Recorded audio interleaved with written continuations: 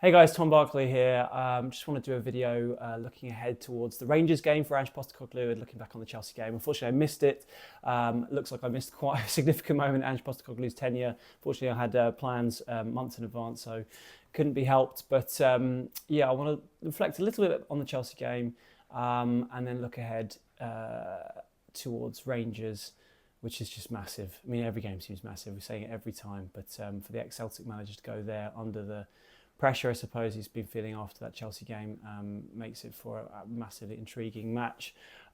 Chelsea, it seems like since that game, there's been a lot of sort of blame being apportioned or question of where the blame should go, whether it should go to the manager, whether it should go to the board, the players.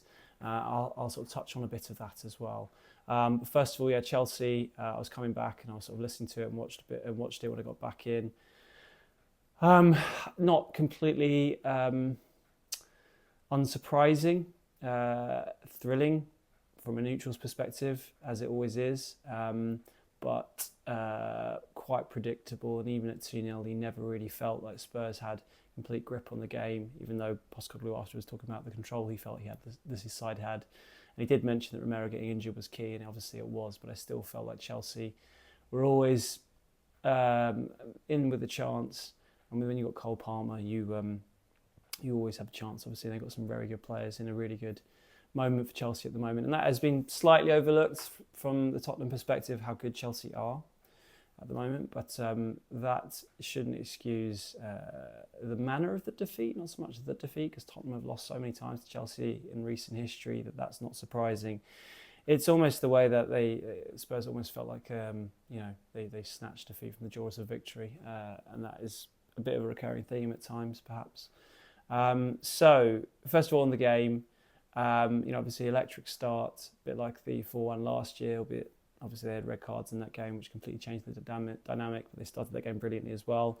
A couple of early goals, exploiting Cucurella's mistakes, but then Chelsea came back into it and you suddenly just felt nervous for Spurs throughout. And then when they, made the mistakes like they did for the penalties, which are just unforgivable, really. They really are unforgivable. That did for them. So where do we start for blame? I suppose excuses may come into it, and they're not just excuses, they are reasons for the struggles. I mean, injuries, you can't look past injuries. They have been absolutely crucial. He's missed his two centre-backs. He brings them back for the game.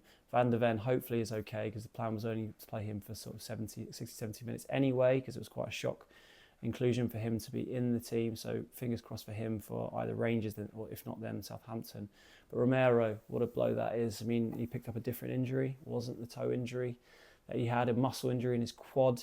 And it now looks like, looking at people close to Romero back in Argentina, that it's likely to be 6 weeks, which is massive for Tottenham with their vice-captain, who had a lot to say after the game as well, which we'll come on to.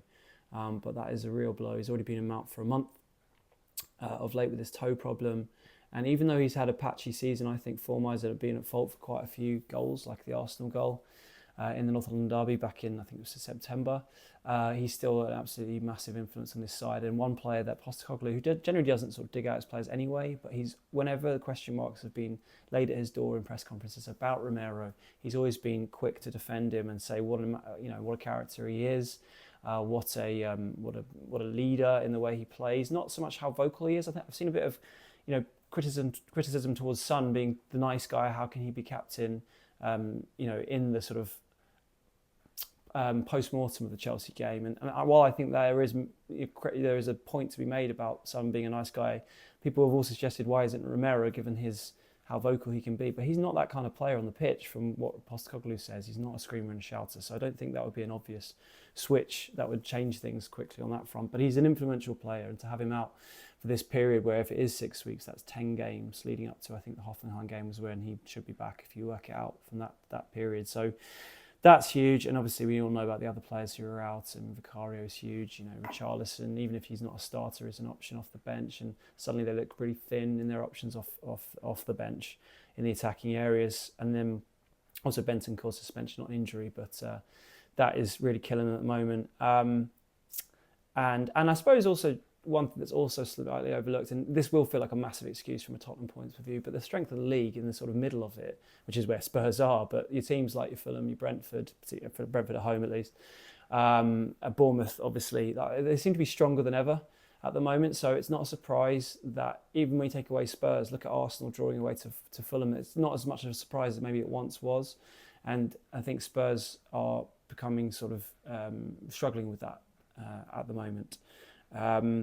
But doesn't mean that individuals and people involved in the key parts of this team, this club, aren't without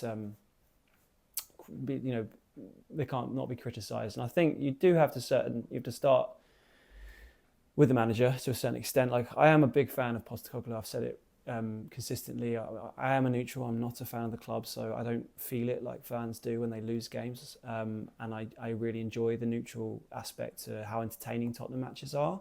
So that is definitely a thing that has to be mentioned when I'm sort of giving my analysis of his time in charge. And when it goes well, it's wonderful and so much better than a lot of teams. But this whole approach that he has, which he is, as we all know, been super, super stubborn over not changing and not for turning on this front. And, all the ex-players like Carragher have been pretty critical of it not being feasible. I'm just not sure how possible it is that it can lead to success. I can think it can lead to a cup success, because in one-off games they can be brilliant, but I just think the strength, it comes back to the point I just made, the strength and depth of the teams. We're not even talking about the top teams, but the sort of middling teams in the Premier League make it so hard to do this. And there is a certain element of like Ange kind of almost suggesting he can kind of reinvent the wheel to a certain extent, because no one else is doing this, not on a regular basis. The last person I can really think about who did it was Kevin Keegan at Newcastle, a team that I watched a lot in the 90s, and it was wonderful and it was fantastic for the neutrals, and it added such drama and there were so many amazing moments.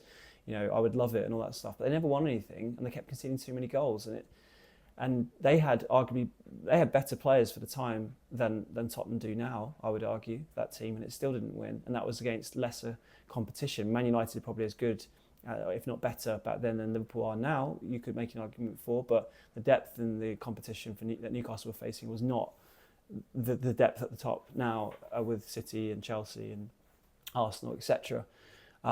So I guess I think I am yet to be convinced that it can work, and if anything, with each passing match, particularly this season, with the caveat of injuries, I am becoming even less convinced that it can be successful, because obviously he had a great start. He talks about how he thinks they've come on leaps and bounds this year. They're a better team than they were last year. Results aren't really reflecting that, and I think a lot of performances, not every game by any stretch, but the likes of Palace, obviously Ipswich, the real sort of down games are sort of not suggesting that either.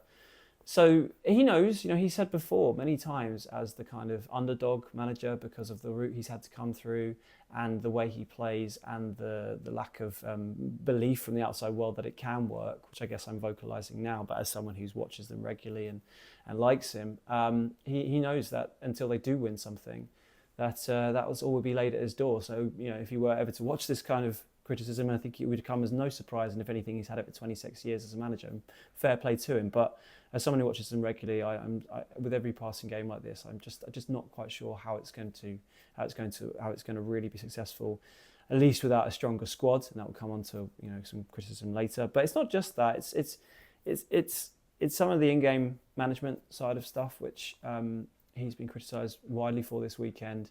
Matchday 2 did a fantastic analysis, I thought. Troy Deeney and Ashley Williams picking apart how Moises Caicedo coming into central midfield from that right back area, which worked a charm for Chelsea. Spurs just didn't really react to, and it left Basuma really exposed and was a big part of this defeat. And it's not the only game where that's kind of happened, maybe not specifically that tactical switch or the lack of changing from Spurs' point of view to try and stop that. And I don't know, that's something that I do worry about. And then injuries, I don't think you can really completely absolve Ange of blame when it comes to the amount of injuries. Obviously, there are some that are completely out of his control, Vicario breaking his foot, Romero's toe problem before, but they do play and train at a high intensity. Not the only manager to do that, and I guess it's a risk reward.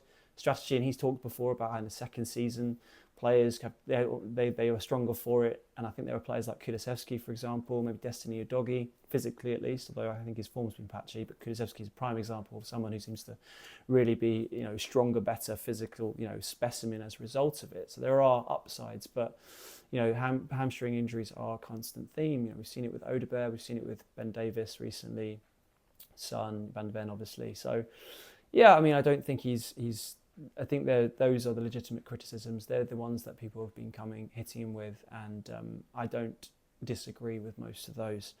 I guess next one of the players briefly before we get onto the board and the club sort of decisions. The players, I mean, just some of the mistakes, individual errors. I mean, I just still can't fathom, and I know Bissouma's apologised for it on Instagram afterwards. So, it's one of those moments where he just wishes he could take it back. So he can't. There's no point hammering them too much. They know they've made a mistake, but what are you doing diving in like that?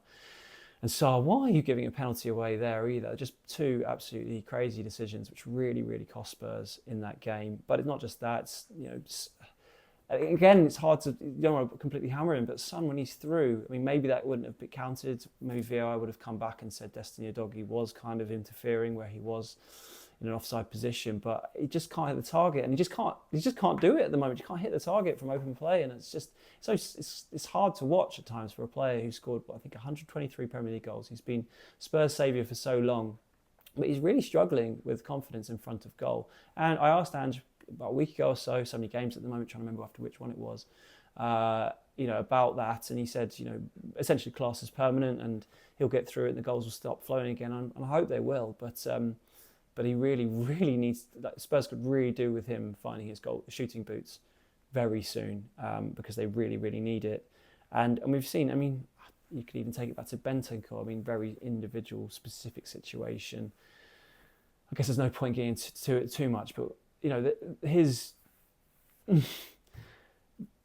language and racism effectively in the summer is really costing Spurs. They really need him right now. They're really lacking in the midfield as a result, and just all these kind of things that are slightly conspiring against Ange from individual decision making, I suppose.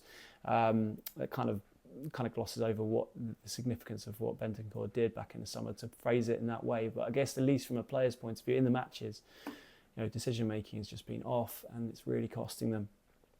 And then, I mean, the big debate seems to be coming back to the board and Daniel Levy, and as it always does when the team is going through a bad patch. I've seen it. I mean, I've only been covering Spurs for nearly 3 years now, halfway through the Conte tenure and up to now. And I remember vividly back end of the Conte era, and then when he left after that Southampton game, the aftermath of that with Stellini and then Mason, and just Levy really copying a lot of criticism from fans. And you know why? Like, he's been in charge for a long time. They've won one trophy. It's kind of going over old ground, really, to pick out all the times that the club, that fans felt they should have invested heavier in the squad, and how maybe they spurned that opportunity to make the most of peak Harry Kane and peak Son. Then there's the flip side, is he's brought this amazing stadium, and that was the reason why that didn't happen. Kind of going over old ground on that front. But if you're talking specifically about this summer and backing Ange Postecoglou and what they could have done, now I think from a financial point of view, in terms of transfer fees, I don't know if you can criticise them too much, particularly in the age of PSR. They did spend 65 million on Dominic Solanke, who was the most expensive player in that any Premier League clubs bought. But it's more the individuals they went for. Now Ange is really, when he's been given the chance to sort of lay it on the club and the club's sort of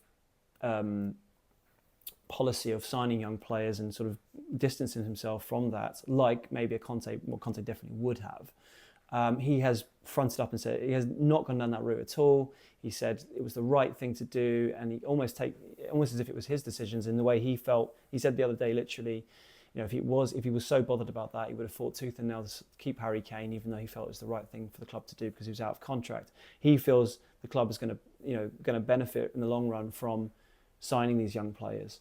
But you do look at it and you think it's just maybe too many at once. And I think Johan Lange, the technical director spoke in the summer after the transfer business how last year was about strengthening the team and this one was about strengthening the squad.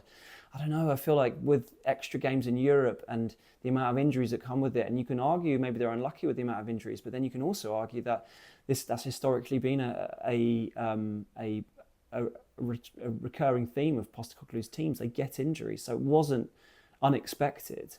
And to not have a few more experienced heads when you're letting the likes of Højbjerg, Lo Celso, and Emerson Royale go. And look, no fans are going to really go on about those players as if they were fitting of the Ange system or the long-term solution, but they were experienced players, and to let them go and replace them with 18-year-olds who might be very good going forward and look really exciting. But there's no way you can expect too much of them right from the beginning. And it is looking increasingly like that was a bit of a mistake. Signing Timo Werner back on loan, a lot of fans sort of weren't happy at the time. I do think there are moments where he shows why he fits the system and sort of adds to the squad depth. But I really, when Solanke's not playing and Son's playing through the middle as a result, because Richarlison's been injured and Werner's out left, he feels even more lightweight than he can do in certain games. And he felt the same way when he came on against Chelsea. And I'm just not exactly convinced that he was the right signing now, the more I've seen. And then even back to the young players, Archie Gray's a really exciting prospect, but I don't know. I guess the fact that they're so young, to expect too much of them too soon was unrealistic, and they needed, with those players going out the door, a bit more experience, and that felt risky. The one that really feels like that's killed them is Wilson Odobert, because wide left with Son getting older, I think we would have expected so far more from Son this season. And Ange spoke the other day about comparisons to Salah and how you can't write him off. Well, if that's going to be the case, Son really needs to up his game. But either way, with the amount of extra games and Son's aging years, they really could have done with a top quality wide forward to take them on. And they decided instead to go for Wilson Odobert, who looks a really good prospect. And we'll never know this season how good he would have been, from the off, despite being 19, despite not really, from the neutral's point of view, ripping up at Burnley last season. He may well have gone right into this team straight away and been a really, really good fit for the Postecoglou way of playing and been an excellent signing right from the off. Let's remember, he was basically thrown into the team straight away. It wasn't like Bergvall, who's taken his time. He's only a year older than him, but he started at Newcastle. When there were other players who could have been picked. I think Johnson was on the bench for that game. He wanted to play him from the off, and him being injured the way he has been has really killed them. So maybe it's unfair to sort of criticise them for going for him, because what can you do? You could sign anyone if they get injured, then you can't play them. But it did feel like, particularly in those positions, a wide forward could have been huge. Left back, I said it in the summer, not to sound like Captain Hindsight, but I did say at the time that not signing a left back for at least competition for a doggy who was going to get injured, going to get suspended. But I don't think we quite realised he was going to play as patchily as he probably has this season. That they really could have done with someone there. Goalkeeper, my good friend Dan Kirkpatrick made the argument for a long time. I don't know. I think Forster's actually fitted in quite well since he's played. He's obviously not great with his feet out from the back. In every game I've watched him since he's played in the team, he has been struggling a bit from that side of things. But it's been more than made up for the saves he's made. And it's definitely, these last few results where he's played and they haven't won, which actually thinking about it, they haven't won at all since Vicari's been injured. They're not down to him. If anything, the scorelines have been improved because of some of the great saves he's made. So I'm not going to go off on that one particularly, but I do think it is fair to sort of look back at that transfer business and be critical of it, albeit they're going through a really bad moment at the moment. So it seems even more sort of relevant, I suppose. But then also, we've got to hear a bit from Christian Romero when he speaks after the game, and he does kind of make a dig towards the board. He kind of says, puts it on them, saying how Man City, Arsenal, these other teams, the way they sort of invest in the team to improve every year. And he kind of suggested that Spurs don't do that. And he basically called out those at the top, saying, I hope they realise it, because this club can go and they can be challenging for the title easily every year if they have that kind of investment. I mean, I guess we'll wait to see. whether what happens off the back of that, and if there's any change on that front. I do still feel like, since I've been covering the club, it's not like nothing's been spent. I do think a lot of that criticism comes from the time when not much was spent at all during the Pochettino years. But in recent seasons, it's not so much the figure of money being spent, it's more the type of players that have been bought, or particularly this season, back to the teenagers sort of element. So I guess it's, like I say, it's a whole bunch of different things that come into it, which kind of explain where Tottenham are at the moment. But I can totally understand fans' frustration. As a neutral, that's where I see it. Postecoglou's style, as I've said, I'm not convinced that it's definitely going to work unless there's a few tweaks to bring them the success they want. But when it's good, it's fantastic. I don't really see the point, given the Spurs have been through so many managers in the last 20 years. What is the point in lurching to another approach? I do think they've kind of tried to go down his route. They could help him more with the January transfer window. And I think, he should be given the chance to try and rectify it. But I don't think sometimes he helps himself with some of the sort of stubborn comments that he makes, suggesting that he won't ever change. I mean, I guess that's what he's going to say, isn't it? But I don't know.